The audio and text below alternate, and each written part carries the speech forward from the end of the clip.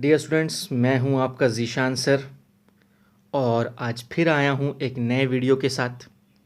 अगर आपको मेरे वीडियोस पसंद आ रहे हैं तो मेरे वीडियोस को लाइक कीजिए, शेयर कीजिए अपने दोस्तों के साथ और सब्सक्राइब करना ना भूलें। डियर स्टूडेंट्स, आज हम जो टॉपिक पढ़ने वाले हैं वो है lateral shift.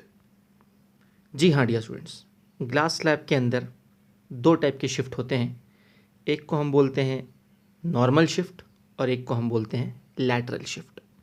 Normal shift normal के अलॉन्ग होता है, उसके बारे में डिटेल चर्चा हम कर चुके हैं अपने पिछले लेक्चर में।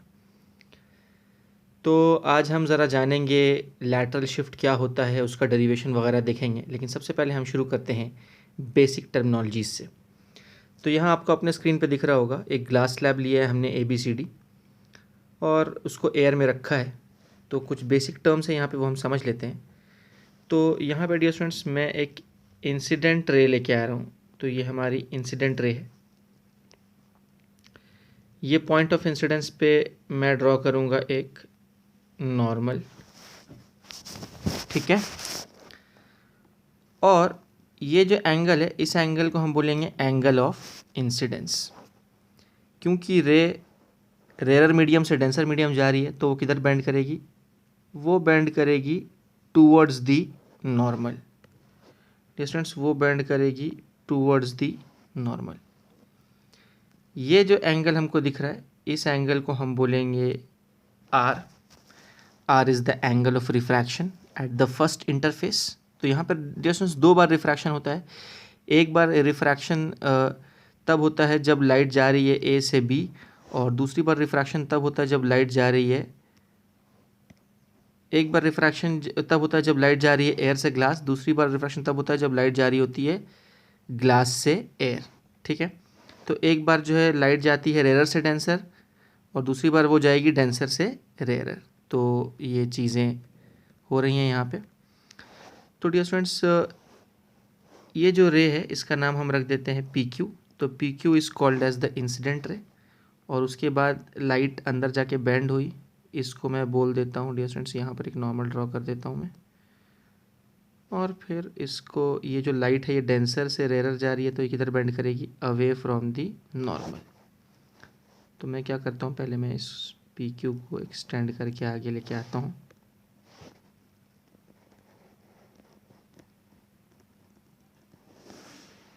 ठीक है। और ये अवे फ्रॉम दी नॉर्मल हमारी रे बेंड हो गई है। तो ये जो एंगल है, इस एंगल को भी हम R बोलेंगे डियर स्टूडेंट्स। और ये जो एंगल है हमारा, इसको हम बोलते हैं E। तो इसको मैं R बोलता हूँ, इसको मैं S बोलता हूँ। तो PQ जो हमको दिख रहा है, PQ is the incident ray dear students. PQ is the incident ray. QR जो है ग्लास स्लैब के अंदर, that is our refracted ray, that is called as the refracted ray. और RS जो है, RS is called as the emergent ray. RS को क्या बोलते हैं? इमर्जेंट रे, जो इमर्ज करके बाहर निकल गई, इमर्जेंट रे, ठीक है। डियर स्टूडेंट्स, I जो है उसको हम बोलते हैं angle of incidence. Angle of incidence, ये तो हम सब जानते हैं। और यहाँ E जो एंगल दिख रहा है हमको, यहाँ पर जो E एंगल दिख रहा है, इसको हम बोलते हैं angle of emergence. Angle of emergence. तो डियर स्टूडेंट्स, यहाँ पर हमने देखा कि जो लाइट रे थी वो एक्चुअली जाना चाहती थी इस डॉटेड लाइन के अलॉन्ग, लेकिन वो शिफ्ट हो गई। ये जो शिफ्ट आया है, इंसिडेंट रे की दिशा में जो शिफ्ट आया है, इसी शिफ्ट को हम D बोलते हैं, where D is called as lateral shift. D is called as lateral shift. कि भाई इंसिडेंट रे किधर जाना चाहती थी पर वो शिफ्ट हो गई, वो इधर इधर इस तरफ से शिफ्ट हो गई, और ये जो शिफ्ट है उसी शिफ्ट को हम बोलते हैं लैटरल शिफ्ट, ठीक है। तो ये तो कुछ बेसिक बातें थी जो हमने यहाँ पे की। अब हम आगे चलते हैं अपने अगले पॉइंट की तरफ। बड़ा ही क्रिटिकल पॉइंट है, यहाँ पे हमें प्रूव करना है। हेडिंग पढ़ेंगे, to prove that incident ray will be parallel to the emergent ray if number one, the refracting surfaces are parallel to each other, and number two, the initial and final medium are same.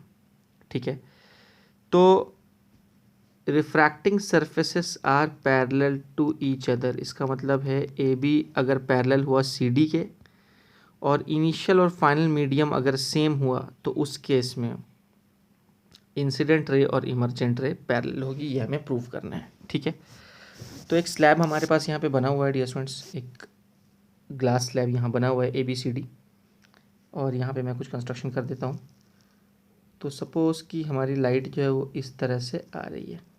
यहाँ पे मैं normal draw करता हूँ, light bend हो गई towards the normal. यहाँ पे again एक और नॉर्मल ड्रॉ कर रहा हूँ मैं, और अब लाइट बेंड हो गई away from the normal, away from the normal.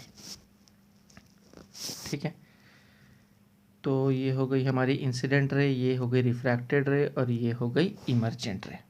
ठीक है ना। अब मैं क्या कर रहा हूँ, मैं इस वाले मीडियम के रिफ्रैक्टिव इंडेक्स को μ1 बोलता हूँ, इस मीडियम के रिफ्रैक्टिव इंडेक्स को μ2 बोलता हूँ, और इस मीडियम के रिफ्रैक्टिव इंडेक्स को μ3 बोलता हूँ। ठीक है, ये जो एंगल है इसको एंगल I बोलता हूँ, इस एंगल को R1 बोलता हूँ, इस एंगल को R2 बोलता हूँ, और इस वाले एंगल को E बोलता हूँ, एंगल ऑफ इमर्जेंस। ठीक है डियर स्टूडेंट्स, अभी ध्यान देने वाली बात है कि याद रखें डियर स्टूडेंट्स कि अगर AB पैरेलल टू CD है, if AB is parallel to CD, only then R1 will be equal to R2, वरना R1 R2 के इक्वल नहीं होगा। अगर AB और CD पैरेलल ना हुए तो R1 R2 के इक्वल नहीं हो सकता है डियर स्टूडेंट्स, है ना, क्योंकि हम देख सकते हैं कि ये AB है और ये CD है, और यहाँ पे एक नॉर्मल ड्रॉ किया मैंने, यहाँ पे दूसरा नॉर्मल ड्रॉ किया, ये हमारा रिफ्रैक्टेड रे, ये R1 बोल रहे हैं हम, और ये R2 बोल रहे हैं। अब ये R1 R2 तभी इक्वल होगा डियर स्टूडेंट्स जब AB और CD पैरेलल होंगे, तभी ये और ये पैरेलल होंगे। वरना अगर मान लो AB ऐसा हो जाए, CD ऐसा हो जाए, तो इस पे जो नॉर्मल बनेगा वो तो ऐसा बनेगा, इस पे जो नॉर्मल बनेगा वो ऐसा बनेगा, और फिर ये इंसिडेंट रे, रिफ्रैक्टेड रे, इमर्जेंट रे, तो फिर ये एंगल और वो एंगल तो सेम नहीं होगा ना। तो डियर स्टूडेंट्स, कहने का मतलब ये है कि अगर AB और CD पैरेलल हुए, तो फिर ये वाला नॉर्मल और ये वाला नॉर्मल, यानी यहाँ डायग्राम में देखो, ये नॉर्मल और ये नॉर्मल, ये दोनों नॉर्मल भी पैरेलल हो जाएंगे। यानी अगर AB और CD पैरेलल हुए, तो ये N1 और N2 भी क्या हो जाएंगे, पैरेलल हो जाएंगे। और अगर N1 और N2 पैरेलल हो गए, तो ये R1 R2 क्या हो जाएंगे, इक्वल हो जाएंगे। क्यों भाई, ऑल्टरनेट इंटीरियर एंगल्स के वजह से वो इक्वल हो जाएंगे। ठीक है, तो R1 R2 को इक्वल होने के लिए AB और CD को क्या होना पड़ेगा, पैरेलल होना पड़ेगा, तभी अंदर वाले दोनों एंगल्स R1 R2 इक्वल हो पाएंगे ऑल्टरनेट इंटीरियर एंगल से, वरना वो इक्वल नहीं हो पाएंगे। ठीक है, तो इस बात को हमको ध्यान में रखना। ओके, अब डियर स्टूडेंट्स, तो ये पहली कंडीशन तो हमको समझ में आ गई कि AB जब CD के पैरेलल होगा तभी R1 इक्वल टू R2 होगा। अब हम क्या करते हैं, स्नेल्स लॉ अप्लाई करते हैं। पहले इंटरफेस पे, यानी पहले इंटरफेस पे हम स्नेल्स लॉ लगाएंगे, उसके बाद दूसरे इंटरफेस पे हम स्नेल्स लॉ लगाएंगे। तो पहले इंटरफेस पे जब मैं स्नेल्स लॉ लगा रहा हूँ, तो मैं बोलूँगा μ1 sin I is equal to μ2 sin R1। ठीक है, और दूसरे वाले इंटरफेस पे इसको इक्वेशन नंबर 1 बोल देते हैं, और दूसरे वाले इंटरफेस पे जब हम स्नेल्स लॉ लगाएंगे तो हम बोलेंगे μ2 sin R2 is equal to μ3 sin E। ठीक है, अभी इसको मैं बोल देता हूँ इक्वेशन नंबर 2। लेकिन क्योंकि R1 और R2 इक्वल हैं, जो कि हम ऊपर देख चुके हैं, क्योंकि ABCD के पैरेलल है, R1 R2 इक्वल है। तो क्योंकि R1 R2 इक्वल हैं तो हम क्या बोल सकते हैं कि ये वाला टर्म और ये वाला टर्म एक दूसरे के क्या हो जाएंगे, इक्वल हो जाएंगे, है ना। क्योंकि यहाँ तो R1 है और ये जो R2 है ये भी एक्चुअली क्या है, ये भी तो R1 ही है। तो इक्वेटिंग 1 एंड 2 हम क्या बोल सकते हैं कि μ1 sin I is equal to μ3 sin E। ठीक है, ये बोल सकते हैं हम डियर स्टूडेंट्स। अब क्रिटिकल बात डियर स्टूडेंट्स, डायग्राम में देखेंगे इंसिडेंट रे और इमर्जेंट रे को आपस में पैरेलल होने के लिए, इंसिडेंट रे और इमर्जेंट रे को आपस में पैरेलल होने के लिए, यानी कुछ इस प्रकार से ये दोनों को आपस में पैरेलल होने के लिए I और E को इक्वल होना पड़ेगा। अगर I और E इक्वल हुए तभी हम बोल पाएंगे कि इंसिडेंट रे और emergent ray will be parallel to each other. और वो तभी हो पाएगा जब μ1 और μ3 इक्वल हो, यानी इफ μ1 इज इक्वल टू μ3, तो उस केस में क्या होगा डियर स्टूडेंट्स, उस केस में ये और ये कैंसल आउट हो जाएगा। तो this implies that sin I will become equal to sin E. This implies that I will become equal to E. Therefore dear students, PQ will be parallel to RS. Therefore PQ will be parallel to RS, यानी incident ray will be parallel to emergent ray, है ना। तो हमने देखा कि ये PQ is parallel to RS कब आ पाया, दो कंडीशन हमें लगानी पड़ी। पहला कंडीशन तो हमें ये लगाना पड़ा कि ऊपर देखेंगे डियर स्टूडेंट्स, पहला हमें लगाना पड़ा कि AB should be parallel to CD, यानी AB should be parallel to CD, और इनिशियल और फाइनल मीडियम सेम चाहिए, यानी ऊपर देखेंगे यानी μ1 इक्वल टू μ3 चाहिए। ये दोनों कंडीशन सेटिस्फाई होगा तब जाके हम बोल पाएंगे कि incident ray will be parallel to emergent ray, वरना ऐसा नहीं हो पाएगा। और ये ना सिर्फ एक ग्लास स्लैब के लिए बल्कि मल्टीपल मीडिया के लिए ये कॉन्सेप्ट हम अप्लाई कर सकते हैं। कैसे अप्लाई कर सकते हैं, जैसे कि मैं आपको एक क्वेश्चन दिखाता हूँ डियर स्टूडेंट्स। वो क्वेश्चन लेने से पहले एक नीचे अलग से क्वेश्चन दिखाता हूँ मैं।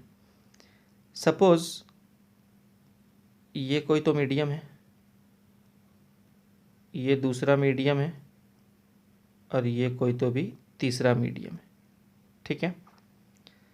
अब लाइट यहाँ से यहाँ आई, यहाँ नॉर्मल ड्रॉ किया, ये अंदर बैंड हुई, फिर ये और बैंड हुई, और फिर ये ऐसे चली गई, ठीक है। अभी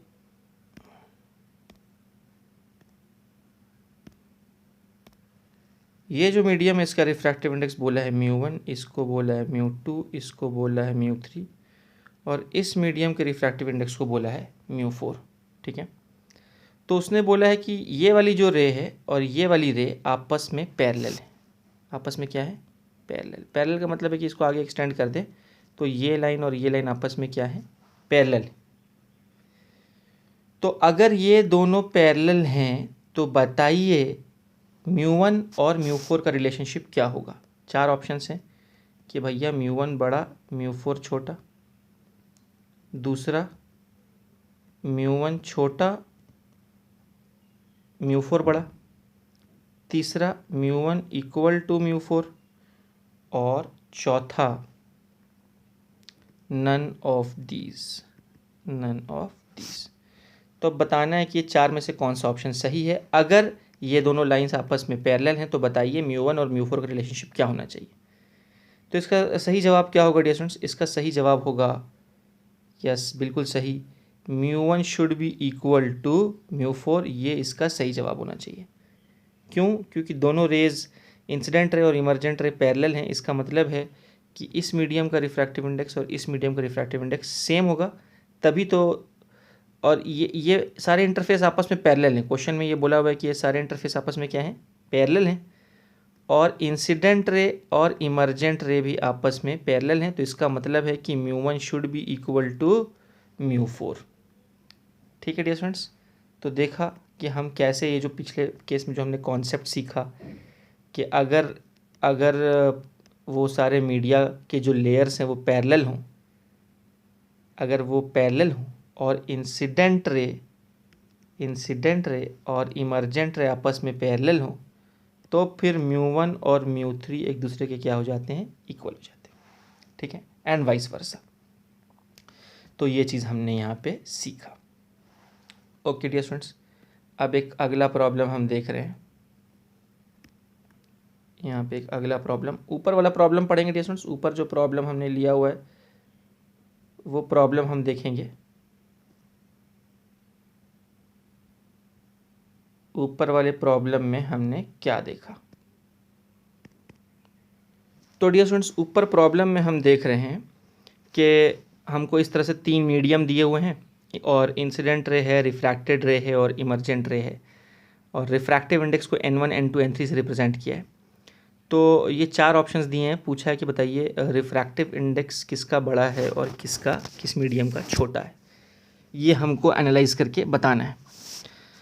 तो ये कैसे बता पाएंगे डियर स्टूडेंट्स, इसको बताने के लिए हमें तो पता ही है कि स्नेल्स लॉ क्या कहता है। स्नेल्स लॉ कहता है कि mu sine theta, product of mu and sine theta is always equal to constant.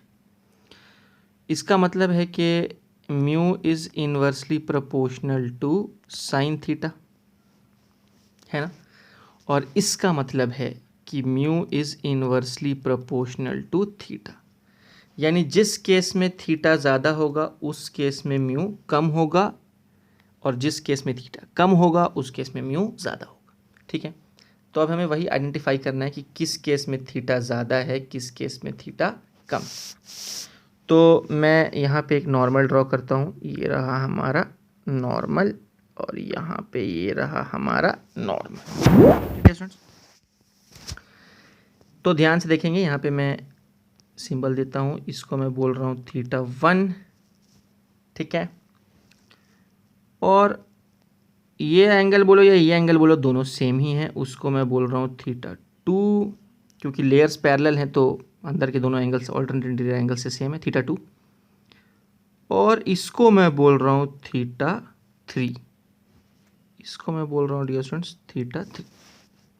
ठीक है, तो बड़े ही ध्यान से देखेंगे यहाँ पे कि क्योंकि सबसे छोटा इनमें कौन है, इनमें सबसे बड़ा कौन है वो देखते हैं। θ3 सबसे बड़ा है डियर स्टूडेंट्स, θ3 सबसे बड़ा है ना।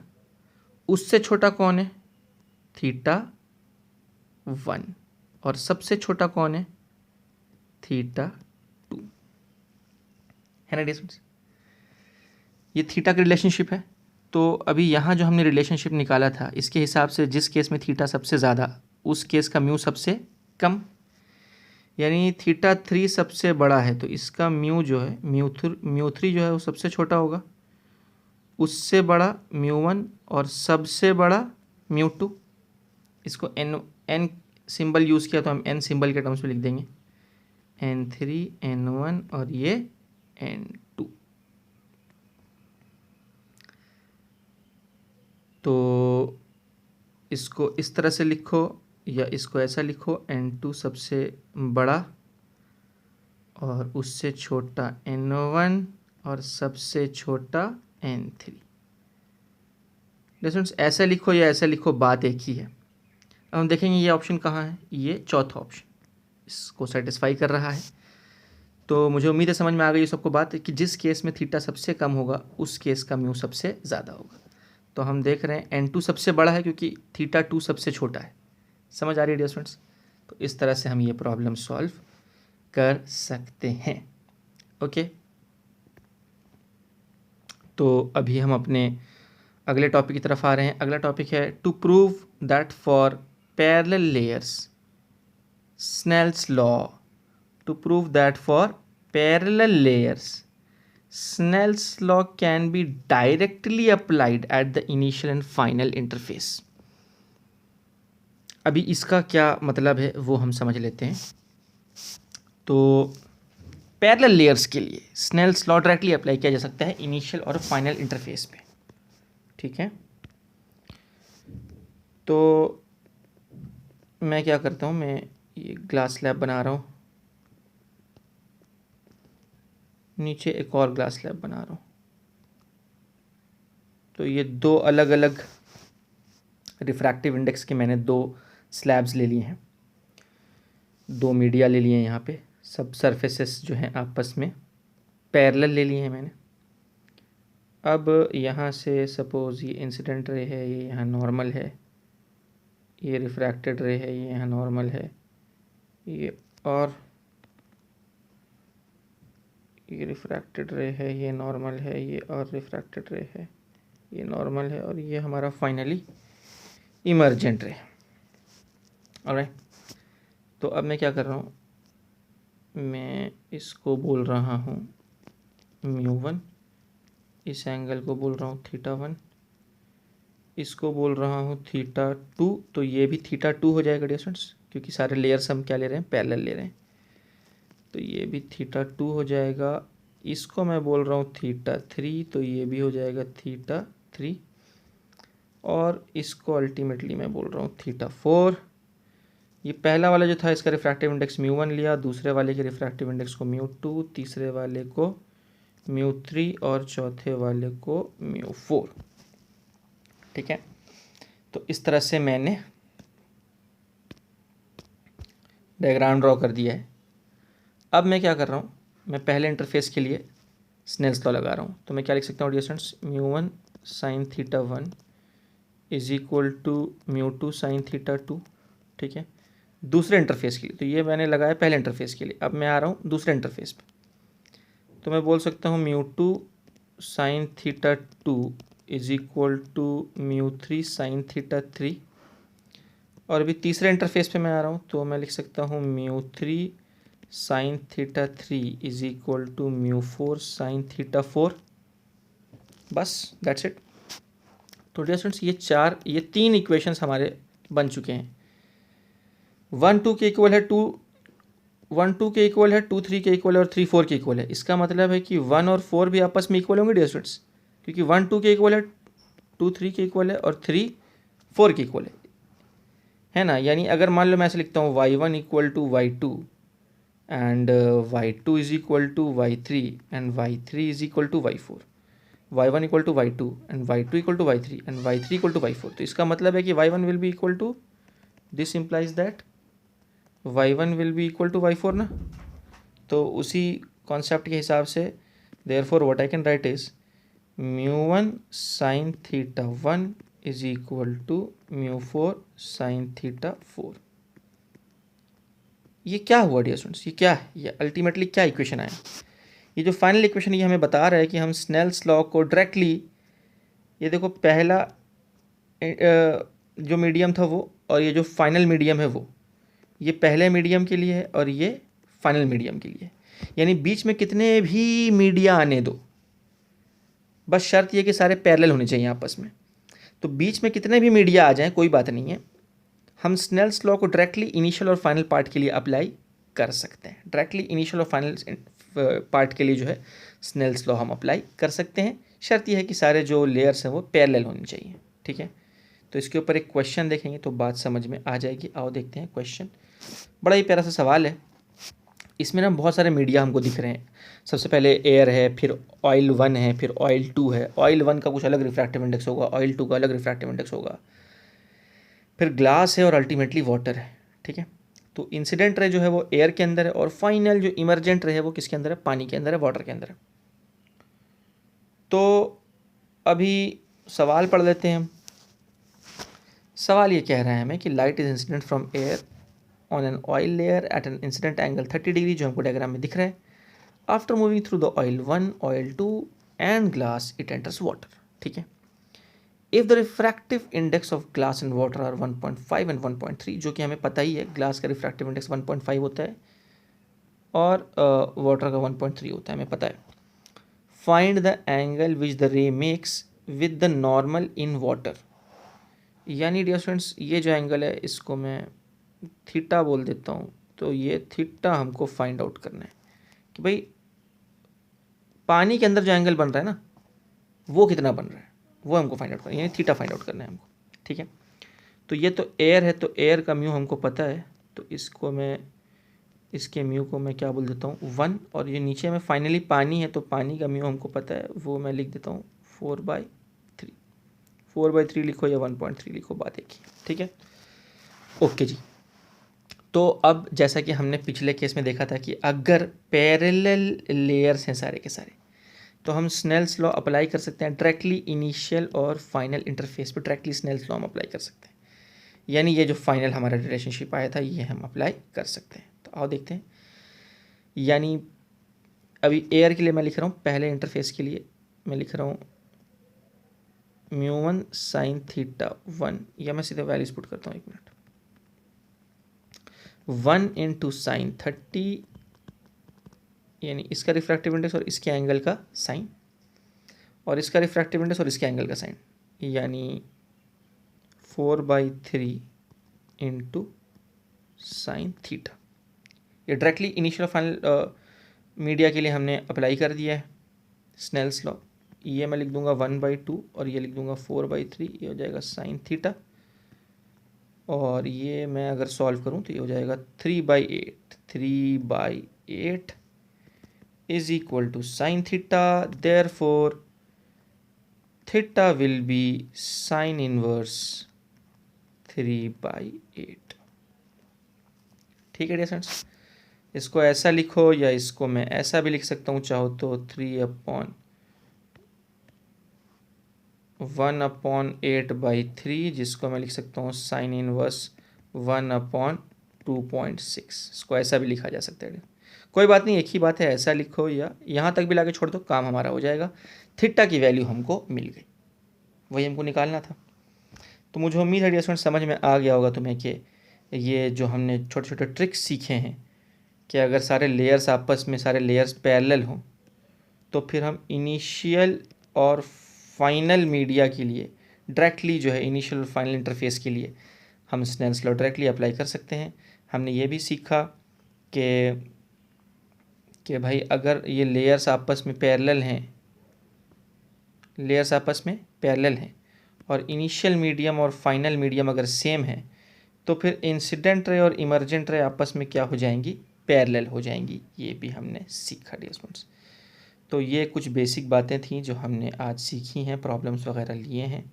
ठीक है, अब फाइनली हम अपने अगले लेक्चर में जो है हम आएंगे लैटरल शिफ्ट के डेरिवेशन पे हम आएंगे। ठीक है, तो अभी तो बस हमने देखा कि भाई लैटरल शिफ्ट होता क्या है, वो मैंने यहाँ पे आपको बताया था।